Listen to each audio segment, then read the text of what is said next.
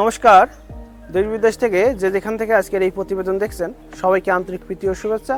The farming master YouTube channel ও Facebook পেজের পক্ষ থেকে আমি মণিকুমার বিশ্বাস। তো প্রিয় দর্শক, দেখতেই পাচ্ছেন যে আমি একটা পিগ খামারের সামনে রয়েছি। তো আজকের এই প্রতিবেদনে পিগ খামারের উপরে থাকবে, যারা পিগ খামার করছেন বা ভাবছেন যে একটা করবেন, তারা কিভাবে সঠিক উপায়ে ফার্মিংটা শুরু করবেন সেই সব বিষয়ে ইনফরমেশন থাকবে।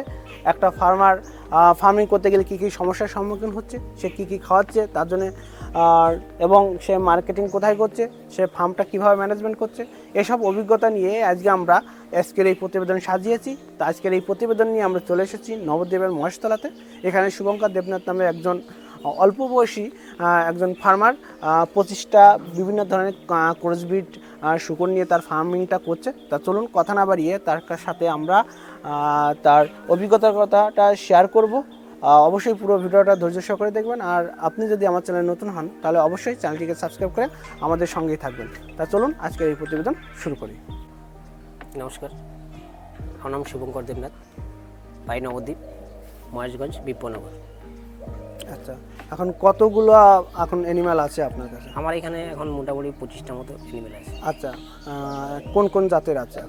এখানে ইয়র্কশায়ারও আছে, লাজওয়েটেরও আছে, কিছু কিছু অন্য প্রজাতিরও মাল আছে। আচ্ছা, তো আপনি পিগ ফার্মিং করছেন কেন? এই বয়সে অনেকেই বিভিন্ন কর্মে যাচ্ছে, বিভিন্ন চাকরি বাকরির জন্য পড়াশোনা করছে, কেন আপনি পিগ ফার্মিংটা করছেন? সেই ক্ষেত্রে ধরতে গেলে মানে বিগত আমিও কিছুদিন বাইরে ছিলাম, অ্যাকচুয়ালি অন্য ভিন রাজ্যে কাজ করার ছিল। তো সেই হিসাব করে আবার দেখলাম যে সারা জীবন তো আর বাইরে থাকা যায় না, সেই জন্য আমি নতুন করে এটা চালু করেছি। আচ্ছা, ক বছর হলো করছেন? আমার এটা বিগত মোটামুটি 2.5 বছর মতো। 2.5 বছর? 3 বছর রানিং। 3 বছর রানিং রয়েছে, তাই তো? আচ্ছা, আপনি যখন ফার্মটা শুরু করেন আপনার পরিবার বা আপনার বাড়ির আশেপাশের লোক কীভাবে নিয়েছিল? পরিবারের থেকে তো প্রচণ্ড হেল্প পেয়েছি। তারপর আশেপাশে সবার সাথে খারাপ কিছু নেই। খারাপ, তারা কখনো কোনো ব্যাড ইফেক্ট দিইনি? না, সেরকম কিছু দেয়নি। আর যখন আপনি ফার্মটা শুরু করেন তখন কি কি সমস্যার সম্মুখীন হয়েছিলেন? সমস্যার সমাধান বলতে গেলে সেরকম কিছু নয়। তো আমি এখন যেভাবে চালাচ্ছি ফার্ম বলতে গেলে মানে খাবার টাবার এইসব সব নিজের হাতেই তৈরি করেই খাবার, ঠিক আছে? আচ্ছা আচ্ছা। তো আমার সেই ক্ষেত্রে ধরতে গেলে আমার কোনো আলাদাভাবে আমার কোনো ইয়ে নেই। তো ইচ্ছে আছে আমিও একটু ফিড কালেকশনের দিকে যাবো আর কি। কেন ওতে আমার খুবই গুরুত্ব, কেন দেখি চেষ্টা করে দেখি যদি পাই তো। আচ্ছা আচ্ছা। তো প্রিয় দর্শক, এবার আমরা একটু ফার্মে যাব, অ্যানিমেলগুলো দেখব এবং সাথে সাথে দাদার কাছ থেকে বিভিন্ন ধরনের ইনফরমেশন নেওয়ার চেষ্টা করব। তাহলে চলুন আপনার ফার্মে একটু যাই আমরা। আসুন। আচ্ছা, এটা কি জাতের শূকর রয়েছে? এটা লাজওয়েট। লাজ হোয়াইট বলছেন, তাই তো? আচ্ছা, এটা কি সেকেন্ড টাইম বাচ্চা দেবে? হ্যাঁ, এটা সেকেন্ড টাইম। আচ্ছা, কতদিন এখন প্রেগনেন্ট রয়েছে? এটা আজকে মোটামুটি 108 দিন। 108 দিন। কতদিন বয়সে বাচ্চাটা দেবে? 116 দিনের মাথায় আমরা কনফারেন্স করি। আচ্ছা, মানে 4 মাসের ক্রস হওয়ার মিটিং হওয়ার পরে 114 থেকে 16 দিন পরে ভিতর বাচ্চাটা দিয়ে দেবে, তাই তো? হ্যাঁ। আচ্ছা, এটা ফার্স্ট টাইম কতগুলো বাচ্চা দিয়েছিল? ফার্স্ট টাইম এটা 7টা দিয়েছিল। হ্যাঁ, 7টা দিয়েছিল। আচ্ছা, আর এই ঘরটাতে রয়েছে আরো বাচ্চা রয়েছে, দেখুন। এটা সেকেন্ড টাইমের বাচ্চা। এটা সেকেন্ড টাইম কয়টা বাচ্চা দিয়েছে? এটা আছে 8টা। 8টা বাচ্চা রয়েছে, তাই তো? আচ্ছা, এই বাচ্চাগুলোর বয়স কত এখন?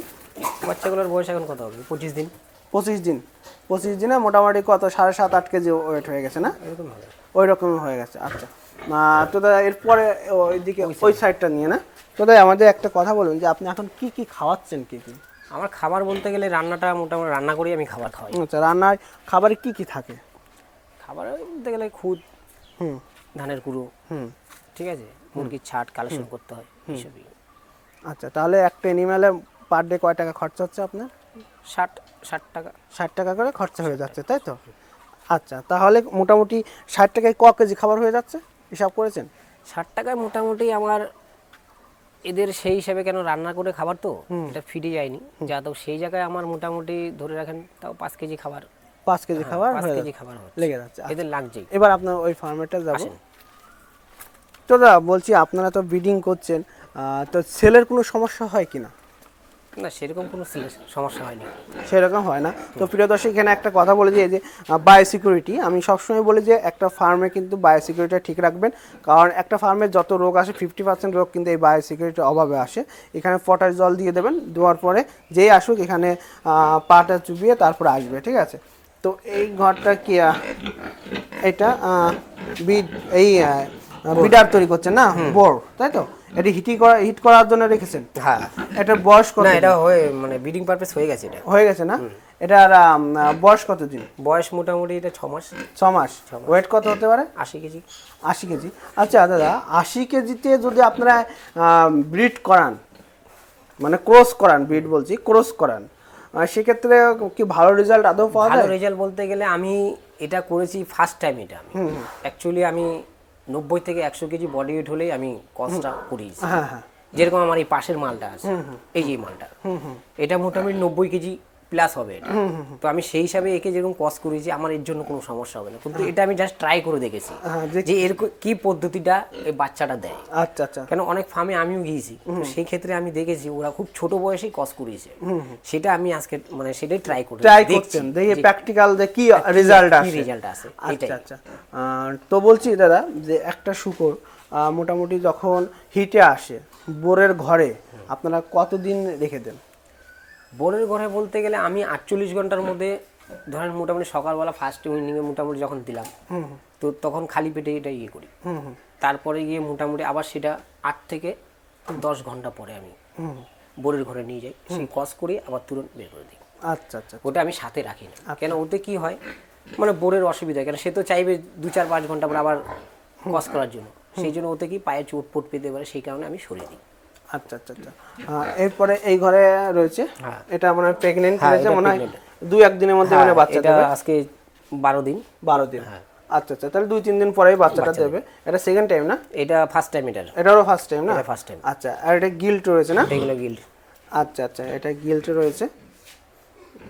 তো দাদা, এই যে আপনারা দেখতে পাচ্ছি যে এই মাঝখানে যে লোহার ব্রেডটা দিয়েছেন, এটা কি জন্য দিয়েছেন? এটা দিয়েছিলাম বলতে গেলে যখন মাল ছিল আমার কাছে, আরো বড় কিছু মাল ছিল, একটু সমস্যাই ছিল, তো তখন সেই সময়টায় আমি এটা দিয়েছিলাম যাতে এই সাইডে এক পিস থাকতে পারে, এই সাইডে এক পিস থাকতে পারে, অসুবিধা যাতে না হয়, যাতে মারামারিটা যাতে না হয়, তার জন্য করেছেন, তাই তো? আচ্ছা, আর এই দুটো ঘরের মাঝখানে কত জায়গা এটা? এটা মোটামুটি 3 ফুট।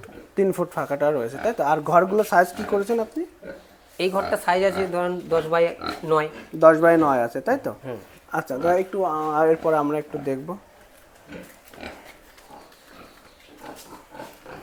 এইগুলো গিল্ড, সব গিল্ড রয়েছে না? আচ্ছা, এটা বোর্ড তৈরি হচ্ছে না?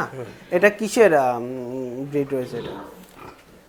এটা বলতে গেলে আমি নিয়ে এসেছি এক জায়গা থেকে, ঠিক আছে, তো ভালো লেগেছে তাই নিয়ে এসেছি। আচ্ছা, আমি এই দর্শকদের জন্য একটা কথা বলি যে এইটা কিসের ব্রিড, কোন জাতের ক্রস রয়েছে, যারা জানেন অবশ্যই কমেন্টসে একটু লিখবেন, দেখবো যে কোন ফার্মারটা কতটা জানে। হ্যাঁ, তারপরে দেখি এরপরে কি আছে এই ঘরটাতে? এটাও বোর্ড তৈরি হচ্ছে, তাই তো? আচ্ছা, আর এটাতে এটা গিল্ড আছে, গিল্ড আছে না? আচ্ছা, এরপরে ঘরে কি আছে? এরপরে ঘরে এগুলো প্রেগনেন্ট রয়েছে। কতদিন প্রেগনেন্ট রয়েছে? 2 মাস। 2 মাস। এটা ফার্স্ট টাইম না সেকেন্ড টাইম? এটা সেকেন্ড টাইম, তাই না? Second time. তো একটা জিনিস দাদা, আমি দেখতে পাচ্ছি যে আপনার ঘরে যে মাগুলো রয়েছে, একবার বাচ্চা দেওয়ার পর মাগুলো হেলথ এবং একদম বাচ্চা দেওয়ার মতন appropriate body weight plus health রয়েছে, এটা কিভাবে মেনটেন করছেন? এটা মেনটেনের মধ্যে ওষুধপত্র আছে, খাবারের উপরে ডিপেন্ড করে। খাবার উপর ডিপেন্ড করে, অবশ্যই। আচ্ছা, আর এটাও প্রেগনেন্ট আছে। এটা প্রেগনেন্ট আছে। এটা কি থার্ড টাইম? এটা হচ্ছে, হ্যাঁ, থার্ড টাইম। আচ্ছা, এটা ফার্স্ট টাইম সেকেন্ড টাইম কতগুলো বাচ্চা দিয়েছিল? ফার্স্ট টাইম সেকেন্ড টাইমে 10টা করে এরকম দিয়েছিল, তাই তো? তো দাদা, যে যারা আপনি যে ফার্মিংটা করছেন, কোথা থেকে কি ট্রেনিংটা নিয়েছেন? না, আমি কোনো ট্রেনিং নেই। তাহলে আপনাকে কে গাইডলাইন করছে? গাইডলাইন আছে, লোক আছে, তাই তো? আচ্ছা, অবশ্যই যদি কারোর গাইডলাইন দেওয়ার মতন লোক থাকে তাহলে অবশ্যই ভালো, আর যদি না থাকে তাহলে ট্রেনিংয়ের গুরুত্বটা কতটা? অবশ্যই নিতে হবে, অবশ্যই ট্রেনিংটা নিতে হবে। ব্যাপারটা হচ্ছে, আমি যে কথা বারবারই প্রতি ভিডিওতে বলি, অনেকে হয়তো ভাবতে পারেন যে ট্রেনিংয়ের অ্যাডভার্টিজমেন্ট করছে, তা নয়। কারণ কি, বর্তমান সময়ে এই পিগে কিন্তু নতুন নতুন চাষিরা বা নতুন নতুন উদ্যোগীরা কিন্তু আসছে, নতুন নতুনভাবে ইনভেস্ট করছে। তবে একটা জিনিস ইনভেস্ট করার আগে আপনাদেরকে একটাই রিকোয়েস্ট করব, আগে আপনারা পিগ সম্পর্কে জানুন, বুঝুন, এবং এর মার্কেটিং সম্পর্কে জানুন, বুঝুন, এদের ক্যারেক্টার কি সেইগুলো সম্পর্কে জানুন। অর্থাৎ কি আমি বলছি যে পিক সম্পর্কে ফুল কনসেপ্টটা আপনার ক্লিয়ার হওয়া চাই, তারপরে আমার মনে হয় যে আপনাদেরকে এই ফার্মে আসা উচিত। যদি পিক সম্পর্কে কনসেপ্ট ক্লিয়ার না হন তাহলে কিন্তু এই ফার্মে আসবেন না। আপনি খাটের উপর শুয়ে কোটি টাকা বা লাখ টাকা ইনকাম করার স্বপ্ন দেখবেন, ফার্মে আসবেন না, ফার্ম সম্পর্কে জানবেন না, তাহলে কিন্তু কখনোই এটা মেনে নেওয়া যায় না। তার জন্য অবশ্যই আপনাকে ফার্মার হতে হবে এবং পিক সম্পর্কে জানতে হবে। কারণ বর্তমানে কোনো মার্কেটিংয়ের কোনো সমস্যা নেই এবং যারা ফার্মিং করছে তারা কিন্তু কেউ খারাপ নেই, তারা কিছু টাকা হলেও তারা কিন্তু বছর শেষে একটা লাভের মুখ দেখতে পাচ্ছে। তার জন্য অবশ্যই কারোর গাইডলাইন নিন। যদি গাইডলাইন না থাকে তাহলে ওয়েস্ট বেঙ্গলে বিভিন্ন জায়গা থেকে ট্রেনিং নিতেই পারেন। তো এরকম একটা ট্রেনিং সেন্টার হচ্ছে Krishnanagar West Bengal agro and livestock training institute. এখানে প্রতিনিয়তই ট্রেনিং করানো হয়। এখানে বিভিন্ন সায়েন্টিস্টরা রয়েছেন এবং বিভিন্ন অভিজ্ঞ খামারিরা রয়েছেন, তারা সংমিশ্রণ হয়ে বা একসঙ্গে হয়ে এই চাষিদেরকে ট্রেনিংটা দিচ্ছেন। আর এখানে ট্রেনিং করার পরে ভালো একটা সার্টিফিকেট দেয়, সেই সার্টিফিকেটটা দিয়ে আপনারা বিভিন্ন ধরনের কাজে লাগাতে পারবেন। এখানে থাকা খাওয়ার ব্যবস্থাও রয়েছে। তো এপ্রিল মাসে অনলাইনে ট্রেনিং রয়েছে 9, 10, 11, 12, আর অফলাইনে ট্রেনিং রয়েছে আসছে 24, 25, 26, 27 এপ্রিল 2025। যারা সিট বুকিং করতে চাচ্ছেন অনলাইন বা অফলাইনই, আপনারা স্ক্রিনে দেওয়া এই ফোন নাম্বারে আপনারা যোগাযোগ করতে পারেন। আরও ডিটেলস জানার জন্য আমি স্ক্রিনে নাম্বারটা দিয়ে দিয়েছি। তা একটা ট্রেনিং নিন, ট্রেনিং নিয়ে ফার্মটা শুরু করুন। শুরু করার পরে নানান রকমের সমস্যার সম্মুখীন হবেন, তারপরে হচ্ছে সেইগুলো সলভ করার জন্য এই ট্রেনিং সেন্টারে যে স্যারেরা থাকেন তাদেরকে ফোন করবেন বা হোয়াটসঅ্যাপে ভিডিও করে পাঠাবেন। স্যাররা আপনাদেরকে অ্যাডভাইস দেবে যে এটাকে কীভাবে সমাধান করা যায়। তা চলুন এবার আমরা একটু তার সঙ্গে আরও একটু কথা বলে আমার প্রতিবেদনটা শেষ করব। তো দা, আপনি মার্কেটিংটা কোথায় করছেন? মার্কেটিং বলতে গেলে আমি আমার এখান থেকে অনেক আসে, বাইরে থেকে কিছু আসে। আচ্ছা, অনেকেই বলে যে মার্কেটিংটা করব কোথায়। তা আপনি যখন ফার্মটা শুরু করেছিলেন তখন কি কাস্টমার দেখে তারপর ফার্ম শুরু করেছিলেন, না ফার্ম শুরু করার পরে অটোমেটিক কাস্টমার চলে আসে? না, ফার্ম শুরু করার পরে আমার কাস্টমারটা এসছে। আচ্ছা, আসলেও কি যে আমি দোকান যদি নাই খুলি তাহলে কাস্টমারকে বুঝতে পারবো না, দোকান খোলার পরে বুঝতে পারবো যে কাস্টমার অবশ্যই আসছে, তাই তো? আচ্ছা, বলছি আপনি কি শুধু এখানে ব্রিডিংই করছেন না ফ্যাটনিংও কিছু করাচ্ছেন? না, ব্রিডিংও করেছি, যে মাল ফ্যাটিংয়ের করেছিলাম ফ্যাটিনারের জন্য, তো ফ্যাটিনারের মাল আমি বিক্রি করে দিয়েছি। আচ্ছা, তো ফ্যাটনিং এ আপনার কি মনে হচ্ছে যে না, ফ্যাটনিং? আমি বলবো দুটোতেই ঠিক আছে, দুটোতেই ঠিক আছে। তবে মানে উইনিং এর জন্য, বাচ্চা উইনিং এর জন্য যদি আমি তৈরি করতে যাই তাহলে আমাকে মোটামুটি একটু পরিশ্রমটা বেশি হয়। পরিশ্রমটা বেশি, কিন্তু ইনকামটা তো বেশি। ইনকামও বেশি আছে, আছে, বাচ্চা হয়েছে বছরে 16টা বাচ্চা হয়, এবার তাহলে সেখানে যদি এবার কথা হয়েছে কি, দেখা গেল সেই মুহূর্তে দেখা গেল অনেক সময় অনেক প্রবলেম হয়ে যায়। সেটা যেরকম আপনি যেরকম কথাটা বলেছিলেন কিছুক্ষণ আগে যে ট্রেনিং এর জন্য, তো এটা ট্রেনিংটা তো অবশ্যই আমাদের কাছে প্রয়োজনও, এটা আছেই। আর দ্বিতীয় কথা, কিছু জিনিসটাই যে কি আমরা আমার পাশেই যেটা আমি এটা হসপিটাল বলতে গেলে পশু হসপিটাল বলে যেটা আমরা এখানে ইয়ে করি, তো যে স্যারেরা যখন আমাদের কাছে একটা প্রেসক্রিপশন ইয়ে করে তখন সেটা আমরা কিন্তু বারবার রিকোয়েস্ট করে জিজ্ঞাসা করে দরকার খাতায় লিখে রাখি। এটা কিসের জন্য? এটা হচ্ছে আমার গাইডলাইন, আচ্ছা, ঠিক আছে। যে কারণে আমি আমার এই পাশে যে স্যারটা আছে, মানে আমার এখানে যে স্যারটা আছে, উনি যথেষ্ট খুবই ভালো। অবশ্যই, একদম, মানে কারণ হসপিটাল যদি আপনার বাড়ির পাশে অ্যাভেলেবেল থাকে তাহলে তো আপনি খুবই ভালো। আমি সেই ক্ষেত্রেটাই আমি অনেকটা মানে এটা আমার গাইডলাইনটা খুব ভালো পেয়েছি, ঠিক আছে। অনেক সময় অনেক ব্যাপারে গিয়ে ওনার সামনে দেখলে আধা ঘন্টার জন্য গিয়ে বসে কথাও বলে আসি, ফাঁকা ফ্রি টাইমে ওনার সাথে, যখন উনি ব্যস্ততা না থাকে আর কি, ফ্রি টাইমে ওনার সাথে দেখা গেলো কথা বলুন, স্যার এই ব্যাপার কি করলে ভালো হয়, উনি আমাকে প্রচুর হেল্প করেন। আচ্ছা, মিথ্যে কথা বলবো না। আচ্ছা দাদা, একটা রিকোয়েস্ট করবো আপনাকে, যে মোটামুটি বছরে মোটামুটি কত টাকার পেক বিক্রি করছেন আপনি বাচ্চা দিয়ে? আমি বলতে গেলে এখনো পর্যন্ত আমি ফার্মের থেকে 2 টাকা, আমি যেটা বাস্তবে কথা বলো, আমি 2 টাকা আমি এখনো আমি হাতে পাইনি। যা আছে এখান থেকে যা কামাচ্ছি সব এতে, কেন আগে ছিল আমার 6টা রুম, এখন আমি করেছি 12টা রুম, তো সেই ক্ষেত্রে আমি এখনো এর উপরেই মানে। আচ্ছা, কটা দিয়ে শুরু করেছিলেন? আমি প্রথম শুরু করেছিলাম আমি 14টা দিয়ে, ঠিক আছে। তো ওইখান থেকে আমার কিছু মালের প্রবলেম হয়েছিল, বলতে মাল ভালো ছিল, অনেক সময় ব্রিডিং পারপাস ভালো হয়নি, অনেক কিছু অনেক সমস্যা গিয়েছে, তো সেই ক্ষেত্রে আমি ওইগুলো বিক্রি করেছি। শুধু আমার পুরনো 1 পিসই মাল আছে, সেটা হচ্ছে কালো মাদাটা দেখেছেন আপনারা, সেইটাই আমার কাছে এখন যেটা প্রেগনেন্ট, ওই আমার শুরুবাতের মাল এখনো রয়ে গেছে। আচ্ছা আচ্ছা, আর একে আমি কোনোদিন ছাড়বো না। তার অর্থাৎ আপনি হয়তো যদি আপনি ফার্মটা না বাড়াতেন তাহলে হয়তো এই টাকাগুলো ক্যাশ করতে পারতেন। অবশ্যই অবশ্যই, কিন্তু আপনি আবার পেতাম, রিইনভেস্ট করছেন। হ্যাঁ, আমি রিইনভেস্ট করছি কেন? যে আমার ফার্মটা একটু বড় করার জন্য, যে আমি আজকে এর থেকে 4 টাকা নিয়েছি, কালকে যাতে আমাকে 12 টাকা দেয়, এই জন্য। এটাই। আদার্স আমার কাছে কিন্তু ইনভেস্ট যা আছে সব এখানে এখানেই করছে। এখানেই আচ্ছা ঠিক, একদম ঠিক, কারণ আপনি চাচ্ছেন যে আমার ফার্মটা বড় হোক, ফার্ম বড় আমার যে প্রপার্টি সেটা বড় হোক, হ্যাঁ তাই না? তারপর আমি একসময় প্রফিট করব, হ্যাঁ অবশ্যই তাই না? তবে আপনি কি বলতে চাচ্ছেন যে পিগ খামারে কি লাভ আছে? আছে, অবশ্যই আছে, অবশ্যই আছে। পরিশ্রম দিতে পারলে সব কিছুতে আছে, যে কোনো। আচ্ছা আচ্ছা আচ্ছা, তা মোটামুটি যে আপনি যে খাবারটা কালেকশন করে খাওয়াচ্ছেন, তা এতে পরিশ্রমটা কেমন হচ্ছে? পরিশ্রম, প্রচুর পরিশ্রম, প্রচুর পরিশ্রম হচ্ছে, তাই তো?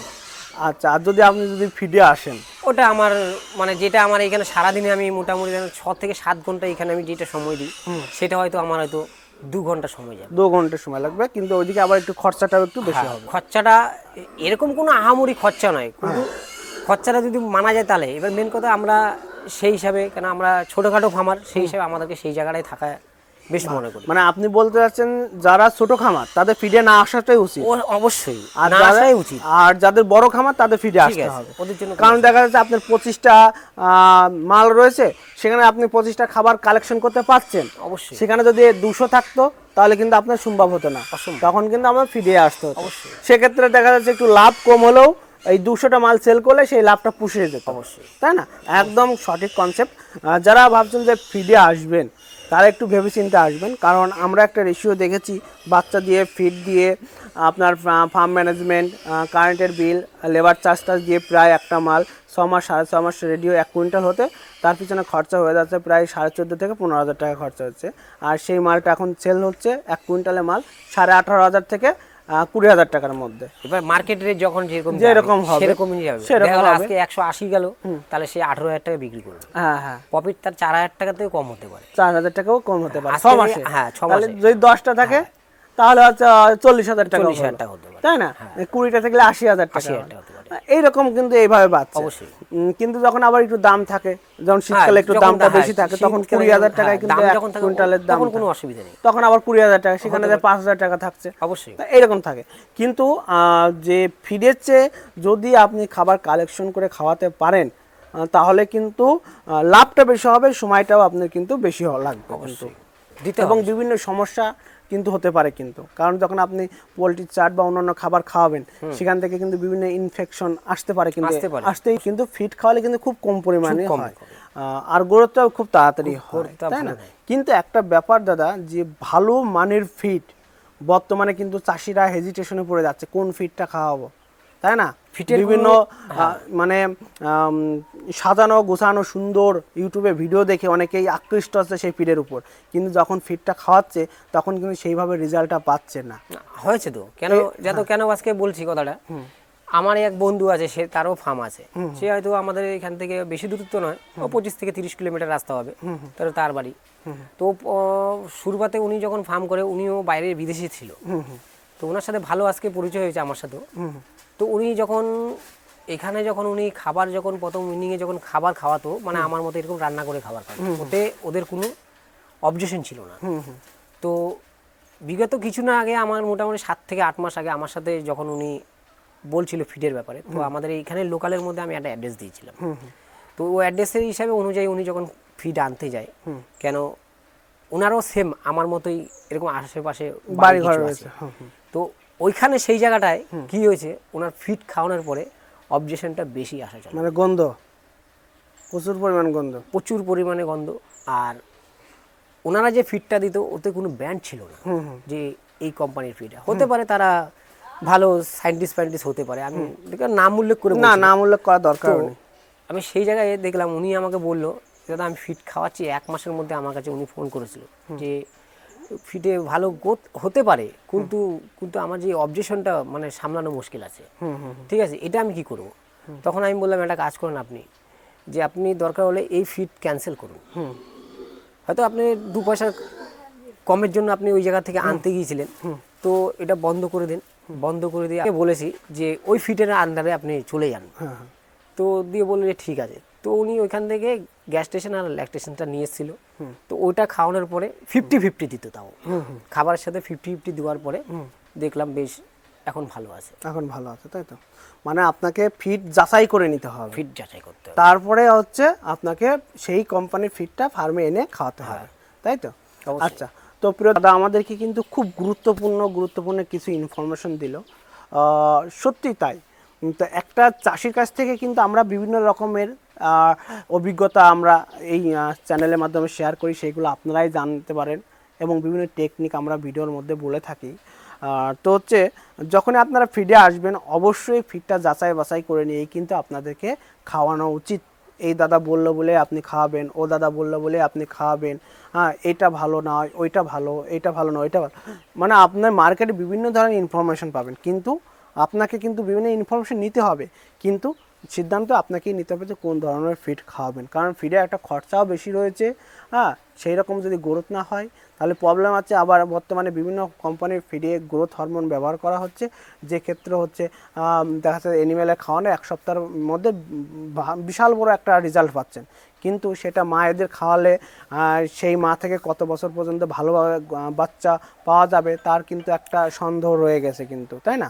এইগুলো একটু নজর টজর রাখবেন। তা চলুন কথা না বাড়িয়ে চলুন আজকে এই প্রতিবেদন শেষ করি। তার আগে একটা অ্যানাউন্স আবার রিপিট করছি যে West Bengal agro live stock training institute একটা রিনাউন্ড ট্রেনিং ইনস্টিটিউট, দীর্ঘদিন ধরে তারা ট্রেনিং করিয়ে আসছেন। এই পিক খামার, গোটারি, ডেয়ারি, তারপর হচ্ছে আপনার ডাক, ফিশ, এরকম বা এগ্রিকালচার রিলেটেড অনেক ধরনের ট্রেনিং তাদের চলে। তা West Bengal agro live stock training institute কৃষ্ণনগরে পিক খামারদের জন্য যে ট্রেনিং সেন্টারটা রয়েছে সেখানে হচ্ছে অনলাইনে ট্রেনিং হবে 9, 10, 11, 12 এপ্রিল এবং অফলাইন ট্রেনিং হবে 24, 25, 26, 27 এপ্রিল। যারা ট্রেনিংটা করতে চাচ্ছেন তারা অবশ্যই আপনার সিট বুকিং করে ট্রেনিংটা করবেন। এখানে থাকা খাওয়ার ব্যবস্থা রয়েছে এবং এখান থেকে একটা হাতে হাতে বাই হ্যান্ড সার্টিফিকেট ইস্যু করা হয়, যেটা ভ্যালুয়েবল খুবই রয়েছে। তা চলুন প্রতিবেদন শেষ করি। ধন্যবাদ সবাইকে, ভালো থাকবেন, সুস্থ থাকবেন। তার আগে চ্যানেলটি যদি সাবস্ক্রাইব না করেন অবশ্যই চ্যানেলটিকে সাবস্ক্রাইব করে রাখুন।